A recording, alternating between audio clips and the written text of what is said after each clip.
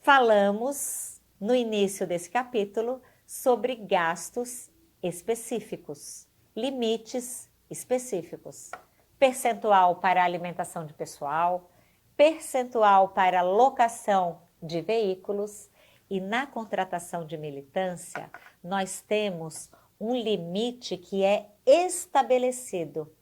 O artigo 100A da Lei 9.504 traz a forma do cálculo como é feito este quantitativo que até o mês de julho de 2024 o TSE vai divulgar. Normalmente isso sai junto com o limite de gastos geral da campanha, dizendo quanto cada município e cada cargo poderá contratar de militância de rua. Então, para a militância de rua, não vai haver um percentual que você vai ter que aplicar na prestação de contas. Haverá um quantitativo. Até 200 militantes de rua, até 150, até 1.000, até 2.000. Vai depender do seu município, do cargo, do eleitorado. O TSE solta essa planilha, esse valor, divulgando por cargo e município até o mês de julho. Informação importante para aqueles que vão atuar em eleições majoritárias. Esse limite de gastos estabelecido, ele serve para o primeiro e para o segundo turno. Então, tomar cuidado para não extrapolar as contratações, estourar a contratação no primeiro turno e não ter margem para o segundo turno. Então, tomar cuidado aí. Outra coisa que é o primeiro item da linha desse slide, a contratação direta ou indireta de pessoal, que vai trazer limites. Isso quer dizer que ainda que a campanha decida que ela vai fazer a contratação de uma empresa terceirizada, e acontece muito, até para facilitar, algumas campanhas contratam empresas que vão fazer essa administração da mão de obra de militância de rua. Estaria livre desse limite? Não. Estaria livre dos detalhes que a contratação de militância exige, que a gente vai ver em algumas telas já adiante? Não. Toda regra para a contratação direta da mão de obra vale também para a contratação indireta. O limite tem que ser observado, a transparência, os detalhes que nós vamos ver a seguir, sempre levando em conta direta ou indireta. Nesse limite, não se inclui militância não remunerada, ou seja, aquela mão de obra estimável, o cabo eleitoral, aquele militante de rua que não cobra pelo serviço, que está ali pela simpatia que ele tem ao candidato. Mas cuidado, todos nós sabemos que no mundo real, essa militância, ela pouco existe. De alguma forma, aquela mão de obra está ganhando ali para estar ali. Então, tomem cuidado, porque isso também pode ser detectado. Quantidade muito grande de mão de obra gratuita numa prestação de contas, alerta máximo, colega analista. Passe um pente fino nessa prestação de contas, porque há alguma burla ali. Ah, professora, mas isso é um absurdo. Meu candidato lá na minha cidade, um monte de gente quer fazer, quer trabalhar, quer ficar de militância de rua para ele, quer fazer propaganda nas ruas. Tudo bem. Então, você vai ter isso normatizado, documentado nas suas contas, se não tem problema nenhum, não há nada que possa ser detectado de irregular, o Ministério Público não vai investigar nada ali. Não esqueça que o maior fiscal de uma campanha é o seu adversário. E entre campanhas, todo mundo sabe como funciona uma campanha da outra, porque a mão de obra às vezes é cedida para um e acaba às vezes até prestando serviço para outro, vai embora, briga, troca. Atenção aí, você que é público externo, que é coordenador de campanha, que vai atuar nessa frente. O pessoal que é contratado para apoio administrativo, operacional, advogados, contadores, fiscais e delegados, nada entra nesse limite quantitativo. Essa quantidade é somente mesmo para militância de rua. Cuidado, tá vendo ali um cuidado escrito na última linha da tela? Fiscais e delegados, quando entram como despesas em contas de candidatos, são contestadas. Essas são despesas que devem ser feitas pelo partido. Evita problema e não vai pagar fiscais e delegados na conta de campanha do candidato, porque vai receber a diligência questionando esse gasto. Dica importantíssima, quando for contratar essa mão de obra, esses militantes, se eles não tiverem conta bancária aberta, isso será um problema. Lembra quando falamos lá nas folhas de cheque voadoras, os cheques que vão viajar o mundo, no universo e vão cair onde não deve cair? Verifique antes. Se for o caso, providenciem a abertura das contas dos cabos eleitorais. Hoje em dia, com bancos virtuais, os alunos me relatam a facilidade e a rapidez com que eles fazem a abertura de conta da mão de obra. Na hora da contratação, na hora em que o contrato está sendo formalizado, já fazem constar o número daquela conta bancária. Se não tem conta bancária ali, não há contrato a ser feito. Blindem a campanha desse problema. Cuidado quando contratarem parentes de candidatos. Não é proibido contratar parentes. Só que quando houver essa contratação, tem de haver a comprovação de que o serviço foi prestado com o valor de mercado que ele aplica em outros contratos, seja lá no que ele fizer. Toda a documentação e relatório desse serviço prestado o mais pormenorizadamente possível. Nota fiscal, o contrato que foi feito. Não é proibido, mas tem que ter cuidado. Se houver uma glosa, uma reprovação dessa despesa por algum motivo e tiver sido pago com fundo público, idêntico valor vai ter que ser recolhido para o Tesouro. Olha o asterisco lá no finzinho da nossa tela. Cassação de diploma de candidata eleita ao cargo de deputada estadual em virtude de gasto ilícito em campanha. Qual foi o gasto ilícito? Locação de um imóvel pertencente ao seu pai, custeada com FEFEC. Era um imóvel, 40 mil reais foi pago de locação desse imóvel do pai dela para ser o comitê de campanha dela. Afrontou os princípios da moralidade, da impessoalidade e a cassação foi pelo 30A. Está aí o número do acórdão, do recurso para quem quiser depois, por curiosidade, olhar o caso. Então, tem que tomar cuidado, mas já é também pacificado que não é proibido contratar. Só que você vai triplicar os cuidados na comprovação. E os meus colegas analistas têm que saber que não podem, de cara, refutar despesas que tenham sido apontadas nos cruzamentos que o sistema traz como vedadas ou glosadas, despesas com parentes. Não.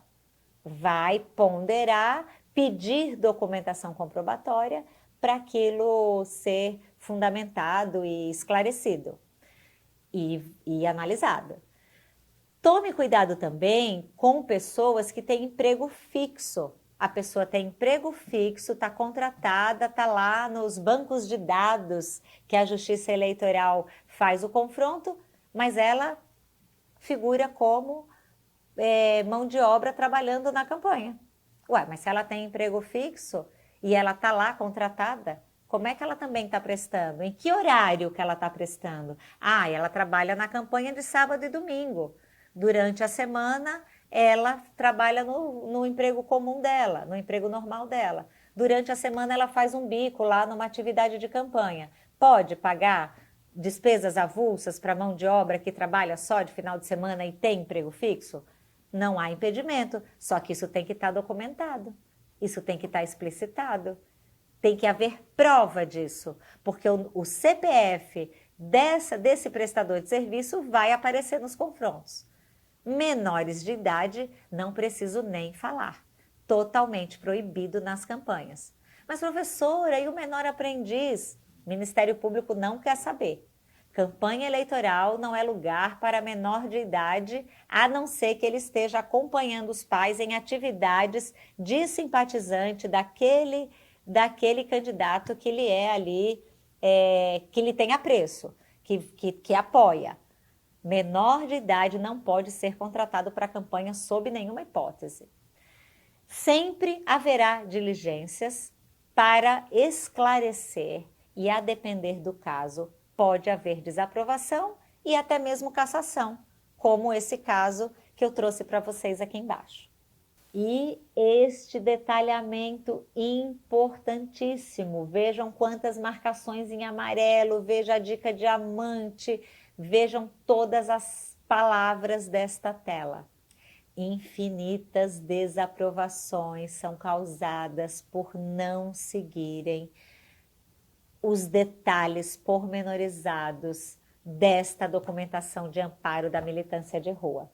Não só infinitas desaprovações, como milhões de recursos tendo de ser recolhidos ao Tesouro por terem sido glosadas as despesas relativas à militância, porque nos contratos não tinha locais de trabalho, horas trabalhadas, identificação completa daquela mão de obra, as atividades executadas ali especificadas, onde trabalhou, o que estava fazendo, qual a justificativa para o preço daquela contratação.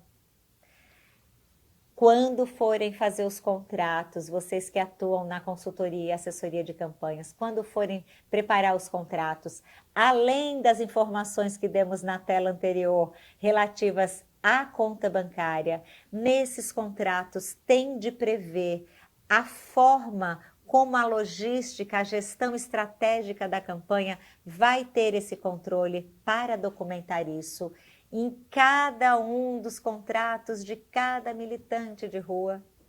Ah, professora, mas esse detalhamento aí, não, isso aí é muita coisa. Isso aí, professora, é o tipo da lei que foi feita para não pegar. Então, talvez você tenha trabalhado só nas eleições lá de 2000 e talvez 14, 16, de 2020 para cá, a quantidade de contas desaprovadas por não terem levado a efeito o detalhamento dos contratos de militância são infinitos. E continuarão a ocorrer, porque às vezes a forma trabalhosa disso ser feito faz com que aqueles mais negligentes achem que uma informação genérica vai dar conta de embasar, de comprovar a despesa realizada.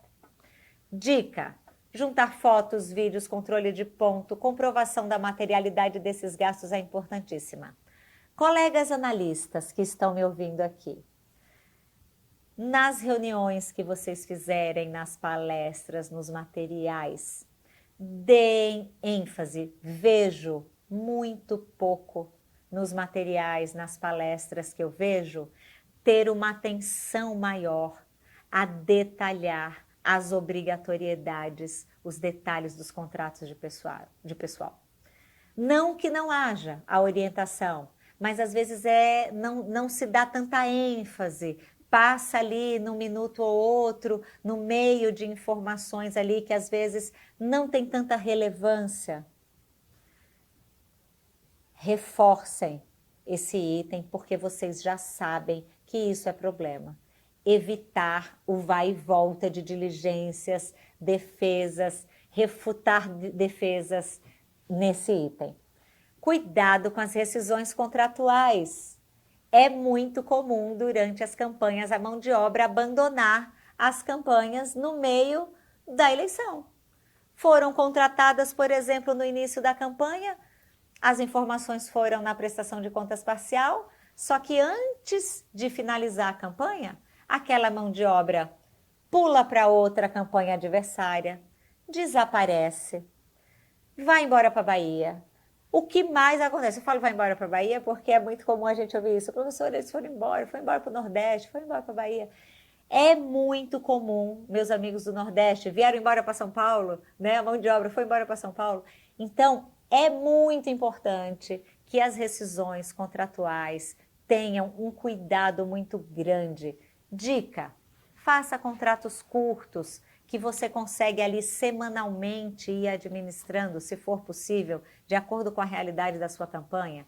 E se por acaso você tentou, você fez contrato curto, você tomou todos os cuidados possíveis, mas ainda assim haverá divergência entre as informações prestadas antes da prestação de contas parcial e depois, na hora da prestação de contas final.